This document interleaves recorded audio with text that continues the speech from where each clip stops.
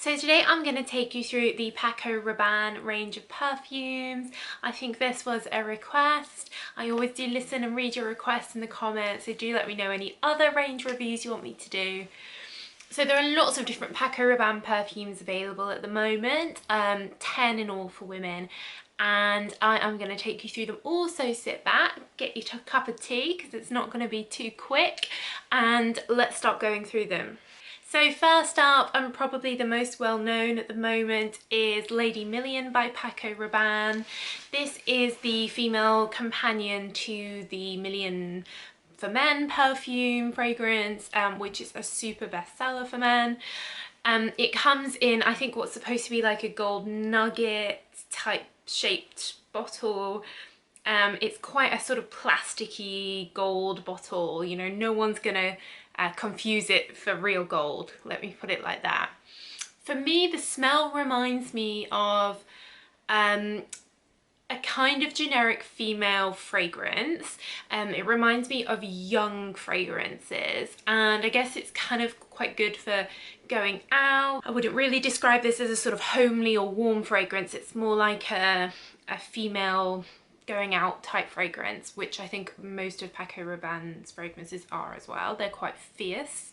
So there's loads of raspberry in here and honey with that as well. There's patchouli and jasmine and lots of typical notes that you get in a lot of perfumes at the moment. And there is some lemon in here, which you get when you first spray it, but you should ignore that because it goes after a few seconds. And the predominant sort of fragrance that you get is kind of like a generic white floral. So after Lady Million, we got Lady Million Prive. I think I'm pronouncing that right. And I much prefer this to the original. So there's lovely cocoa notes in here. So it's a more intense, darker, deeper version of the original, really. They've hyped up the patchouli, there's vanilla, and the raspberry is not as strong. And even though I love raspberry, I think having it less strong in this fragrance works much better, and instead you get the warmth of the cocoa, vanilla, kind of ambery. I think it's stronger, better for lasting. I've heard someone liken it to Black Orchid by Tom Ford. I'm not sure it's quite like that, but it's definitely the deepest of all the Lady Millions. We've then more recently had Lady Million Lucky, which is the silver version. Now this has got some cashmere type notes to it, it's a bit softer. But what they've done is they've taken the honey and the raspberry of the original and then they've woven in a load of hazelnuts. So this really is a warm gourmand version of Lady Million.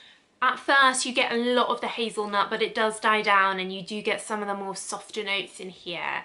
It's kind of like if Lady Million and Coco Mademoiselle had a baby and ate a lot of hazelnuts, maybe. Like it is a definite improvement on the original again. I think it's a little bit more unique, and I love hazelnuts in perfumes, so I think this one does work quite well. So moving on, the next family is the Olympia family. Again, this sort of marries up with the Invictus fragrances for men that they do. Now, the thing is about these is, I think I heard a lot of people, and I agree, I think they're quite a dated smell. They remind me of a 2000 smell, sort of 10 years ago, and they're quite surprising because they've been released relatively recently, but that doesn't mean that they're bad or they don't smell nice. They're just not that modern. So essentially this is an very vanilla fragrance, and then there's salty notes in there as well. And I think with the whole Olympia name, think of the Olympics, athletes, the branding is sort of Grecian ladies, you know, Olympics. Having that saltiness in kind of reminds me of like the kind of fragrance that people used to spray in the changing rooms after playing sport, because you'd have that salty sweat mixed in with them. I know that's a bit weird, but I guess that's just what it reminds me of. I think it's a really good going out fragrance. You don't really have to use many sprays and it will last with good sillage. So it's definitely good for sort of young party girls or anyone that loves vanilla. So the flanker that came out, Olympia Aqua, is quite similar. It's just a lighter version. They've put some aquatic notes in here, so it's fresher. It's kind of like a spring summer equivalent, or perhaps you could wear this during the day and then Olympia at night time, or you could use them to layer, but essentially it's a watery, fresher version. We then have Olympia Intense. Now this is a much simpler fragrance than the original. It's all vanilla with some amber in just to complement it. And then that saltiness is there again, and that's it. That's the only fragrance notes in here. So if you are a vanilla fan, this is definitely one for you. You don't need many sprays of this. It's really strong. And yeah, it's basically vanilla. If you don't like vanilla, you're definitely not gonna like this fragrance. So in 2007, they brought out Black Excess, both for men and women. Now, I actually really like this. It's a bit of a sort of guilty pleasure for me because it's not a particularly sophisticated fragrance, but for me, this reminds me a lot of the Victoria's Secret fragrances. So you've got loads of cranberry in here and cocoa and vanilla. So it's like a sweety, fruity, like a winter fruits type fragrance. I find it very warming, but it still has that fruity sweetness in, which I really love, and I find it quite comforting. It lasts on your clothing amazingly. I used to spray this on jumpers or whatever, and it would still be on there days later, and I actually really like this. I don't really like the packaging and the skull and the branding. It's such a shame, but this for me is quite close to maybe Lancome Midnight Rose or Lancome Le Trésor La Nuit, one of those sort of sweet berry, fruits of the forest, dark, warm fragrances, which are my personal favourites. They then more recently brought out Pure Excess, which has a snake all over the bottle. Some people like snakes, some people don't. So a little bit controversial with that one, I guess, quite dividing of opinion. And as you can tell by the bottle, it's light. It is a lighter version of Excess in my opinion. So rather than having the deep sweet notes, it's more a light popcorny sweetness with some peachy notes at first, but then as you die down into the vanilla base, they've then added in like a musky coconut type vibe. So this is kind of like sunscreeny, holiday type vibes. Again, I don't think particularly modern fragrance, even though this is quite new.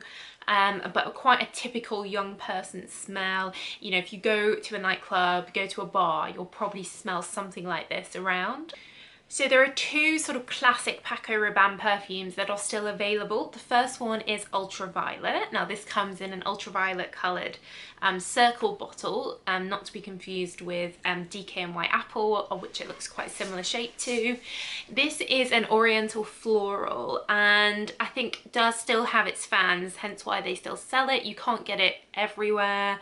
Probably best to order it online, but it is a quite interesting one. It's got lots of different things going on. So the main note you get, as you would expect from the name, is violets, but then there's some peppery undertones, coriander, and then there's a vanilla and an apricot warmness underneath. So it's like it's floral, but it's peppery, but it's fruity, but like it's kind of a bit of everything. There's also almond, but then there's rose, but then there's like amber and piney notes, and it kind of has a bit of everything. And I guess the violet wins in all of these because there is lots of violet in here, but you still do get quite a complex fragrance from this.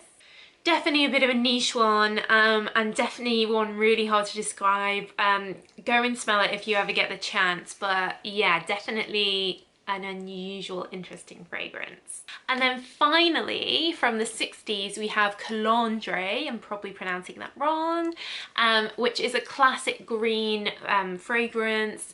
Lots of sort of oceanic, fresh, sky, air, green notes in there, but then as you would expect from a fragrance from the 60s, you've got lily of the valley, rose, and a woodiness, which make this really quite a dated smell, but definitely one that has its followers. People who've been wearing it their whole life aren't going to change now, and hence why it is still sold sort of online and in some boutiques. But that's basically the whole PACO Rabanne range that are available right now for women. Let me know if you wear any of these. I'd love to hear what you think. I've perhaps been a little bit critical of the range. I think all in all, it's just not aimed at me, the branding. And even though some of the fragrances I really like Black Excess, the branding still puts me off, but that's very much personal preference. So Please ignore me if you're a huge fan and you feel like I'm being a bit harsh. But anyway, do let me know what you think, and do subscribe for more perfume range reviews. I'm posting them all the time, so I'd love to have you here in my little community. But that's it, so thanks so much for watching and see you again soon. Bye.